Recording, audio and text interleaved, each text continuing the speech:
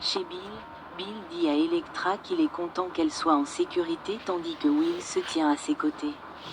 Luna les observe depuis l'étage, mais en bougeant. Elle finit par faire du bruit et Will se demande ce que c'est. Bill dit qu'il n'a rien entendu et Electra remarque que c'est probablement quelqu'un de son équipe. Bill leur dit qu'il doit passer quelques appels et les fait sortir rapidement de la maison. Luna se précipite dehors et s'excuse du bruit. Puis il lui rappelle que personne ne doit savoir qu'elle vit là. Bill dit à Luna qu'il croit en elle, malgré ses crimes. Elle dit qu'elle est tellement confuse.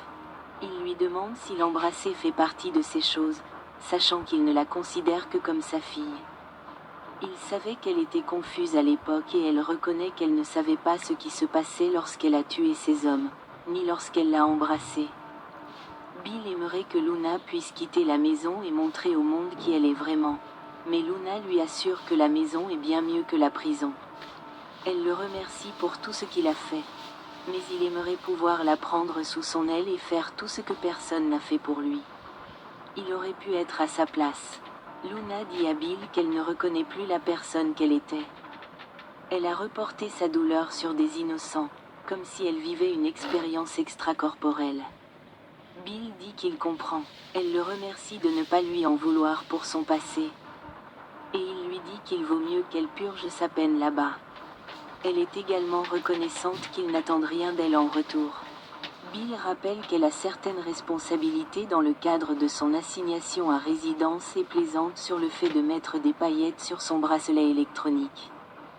Alors qu'il part travailler, Luna regarde les photos de Will à proximité et un plan commence à germer dans sa tête. De retour au bureau, Electra et Will discutent de leur visite chez son père. Will est surpris que son père ne l'ait pas appelé Dollar Bill. Elle dit qu'il était très poli, ce qui fait rire Will.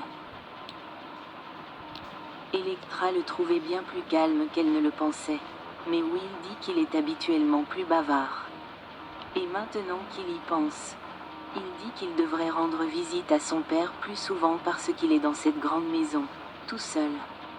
Electra veut mieux connaître Bill. Et Will veut faire de même car son père est toujours plein de surprises. Electra appelle Will son héros pour lui avoir sauvé la vie, lui disant qu'elle ne veut plus jamais le laisser partir. Il sourit et la serre dans ses bras. Au manoir Forrester, Steffi n'arrive pas à croire que Brooke ait giflé Ridge et failli renverser Taylor. Ridge insiste sur le fait qu'il va bien, mais là n'est pas la question. Steffi est stupéfaite. Taylor dit que Brooke a un plan pour rendre l'entreprise à Steffi et Ridge, mais Eric pense qu'elle aurait dû partir avec eux en signe de solidarité. Au lieu de cela, Steffi dit qu'elle a obtenu une promotion. Ridge souligne qu'accepter ce poste était une trahison. Steffi ne voit aucun moyen de justifier ce qu'ont fait Hope et Carter. Et Eric déteste que Brooke les traite avec respect. Steffi révèle qu'elle a un plan en place et que tout commence par son retour chez Forrester Création.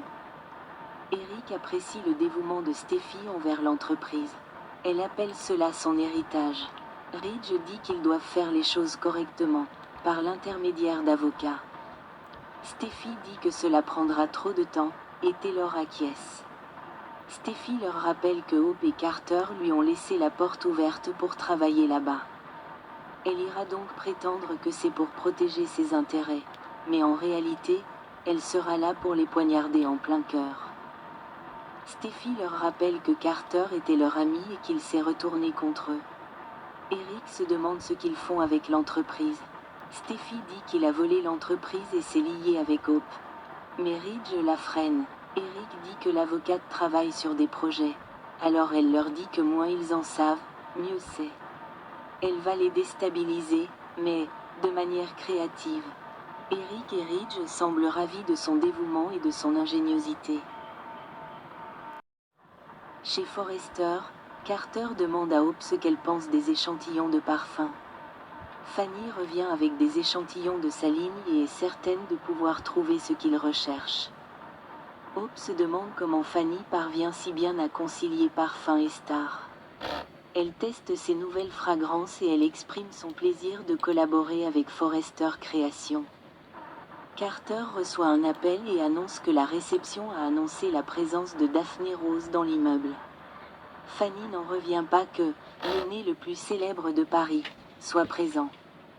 Hope trouve formidable que Daphné soit là, car elle peut les aider à lancer leur nouveau parfum, mais Carter souligne qu'elle n'a jamais travaillé avec personne auparavant. Hope se demande si elle est là pour les accompagner dans le lancement de leur nouvelle entreprise. Lorsqu'elle entre, Daphné est peu enthousiaste, car son temps est limité. Son attitude glaciale bouleverse Hope et Carter. Elle prétend être là pour les aider, mais pour quoi faire? Hope affirme que Daphné Rose ne vient jamais simplement en visite. Elle dit qu'elle n'est en ville que brièvement. Elle déploie son écharpe et la lance en l'air, s'arrêtant pour observer leur réaction. Hope la qualifie d'enchanteresse. Daphné l'appelle « Forrester ». Elle dit qu'elle sera en ville quelques jours et qu'elles pourront la joindre. Après être partie, elle dit à Fanny que le comte Forrester est le sien et qu'elle devrait retourner à Paris. Carter se demande pourquoi elle est arrivée avec un parfum exclusif comme ça. Hope et Carter s'émerveillent de la présence de Daphné, regrettant qu'elle n'ait pas laissé un échantillon de son parfum Forrester. Elles adorent toutes les deux ce parfum et sont ravies qu'elle l'ait créé pour elles. Fanny entre et elle s'excuse que Daphné les ait interrompues. Elle conseille à Carter et Hope de profiter de l'occasion pour travailler avec Daphné, et Carter dit qu'elle a eu beaucoup de chance de se trouver dans le coin. À la maison de la falaise, alors que Steffi nettoie sa cuisine, elle sent une odeur magique et lorsqu'elle se retourne, Daphné est dans son salon. Steffi est si heureuse de revoir son amie et après quelques salutations en français, elle s'assoit et Steffi demande comment s'est passée la réunion. Elle est ravie lorsque Daphné révèle qu'elle a décroché le poste chez Forrester. Steffi demande ce que c'est que cette odeur et lorsqu'elle en apprend le nom, Steffi l'aime encore plus. Mais lorsque Steffi demande ce que Daphné a pensé de Carter et si elle peut le courtiser, le plan de Steffi commence à se préciser. Aucun homme ne peut résister à Daphné Rose, pas même Carter.